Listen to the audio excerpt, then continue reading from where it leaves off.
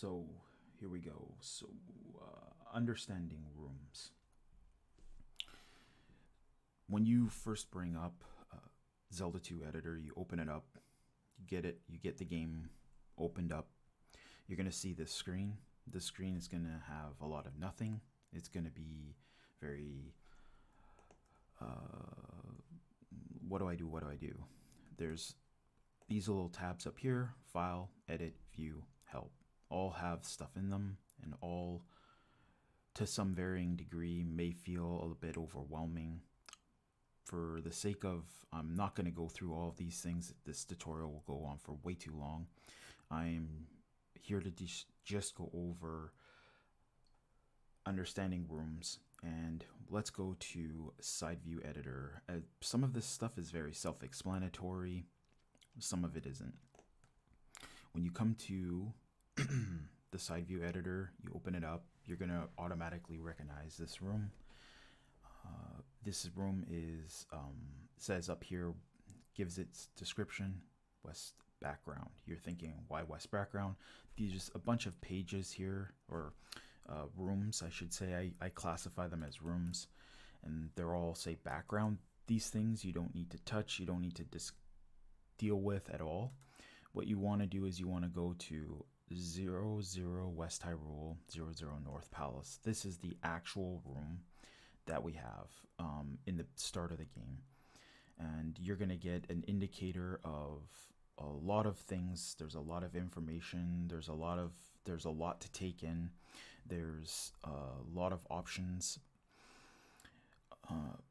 and this down here will showcase all the things that are inside this room that make up this room. And there's two ways to move the room. You can move everything by clicking things down here, but ultimately what I think is the best thing to do is to move things this way.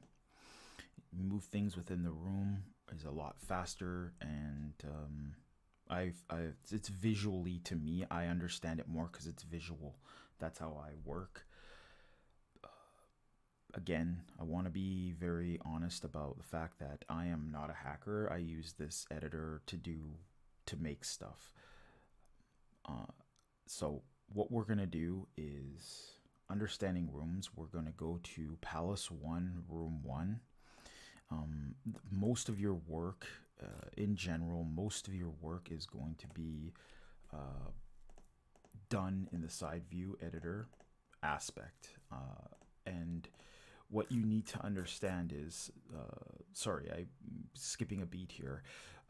When you go up here, every room in the entire game is in this little drop down menu, and you can go through it and you can see it's West Hyrule, Death Mountain, East Hyrule, Maze Island map, towns, Palace 1, Palace 2, Palace 5, Palace 3, Palace 4, Palace 6, and GP. And this is how you access these rooms. You can slide the bar and you can tap it to get to places faster. And what we're going to do for the sake of argument is we're going to go to Palace 1, Room 0.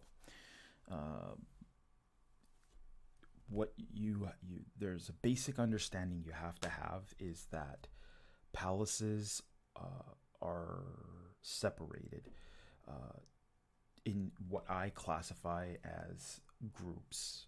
This is part of my own language to understand how things are working, and I look at it this way. You have Palace A group and Palace B group, and Palace A group consists of Palace 1, 2, and 5 from the original game, and Palace B group consists of 3, 4, and 6. And you through potential hacking, maybe you can connect these things all together, but as it stands right now and how it works in the editor is that you cannot connect Palace 1, 2, and 5 to Palace 3, 4, and 6. You can connect Palace 1, 2, and 5 all together and make a huge palace, but you cannot connect Palace A group with Palace B group. Through hacking, yes, potentially, I don't know, but the way this editor works, that's how it works. The second thing you have to understand is that I would say is a very important aspect is that rooms repeat. Uh, what I mean by that, or clone rooms. Sorry that I use two different definitions, but I've always classified them as repeat rooms, but the editor calls them clone. Um, so in that sense, you have to have a picture of like what the palaces consist of, and you would. So, for example, an easy way to showcase what I'm going to do is I'm going to move something in the first room, and then once I move something in the first room, I'm going to go. As I said, there's the actual area right here. This whole thing has certain aspects to it, and I think it's a bit too much to try and go over everything. But you have the map commands, which is everything on this page. You have connections, you have enemy lists, you have item availability, and you have swap copy. Swap copy is advanced. Don't I would say I wouldn't even look at that right now, and it's not needed. And what we're gonna do is, as you know, with Zelda 2, all entrances are the same. And so that's what a clone room is. And this was most likely done to save space and for time constraints and to have a certain visual design across every palace. So to give palaces an identification from the original game. And definitely, I feel like it was done to save space as well. They did a lot of saving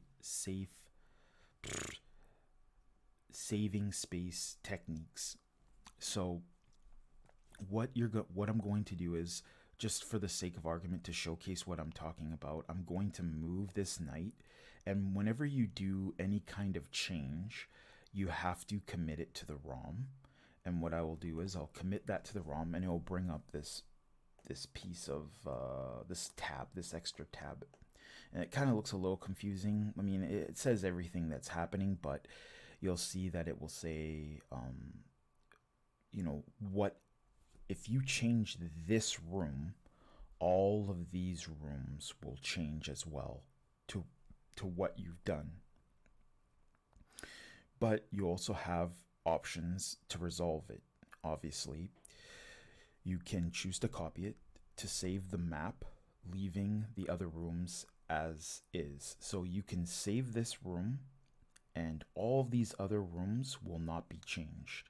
You can choose to clone it, which is what it is right now. It's a clone of all of these rooms, and that will save the new map and point the other rooms to this new data. So what it's saying is essentially is when you change it, it will make everything else the same in all of those other rooms, or you can abort. I'm going to say, for the sake of argument, you're going to see there's 14, 35, 0, 0, 15, 36. And you're probably wondering, well, what rooms are these? I mean, obviously, you're probably accustomed to this game, so you're going to have an inclination. So what I'm going to do is I'm going to clone it. So I'm going to make all these other rooms change to this. So I'm going to hit clone, and then you're going to go to you're going to go to, say, let's say we're going to go to 14. That was one of the numbers. All of a sudden, you'll notice that in Palace 2, when you enter Palace 2, the knight is now not over top of the red jars because we moved it. And when I hit clone, it saved every one. So if you go to 35, it's moved the knight as well. So that's basic concept of how rooms are repeated and how copy and clone works.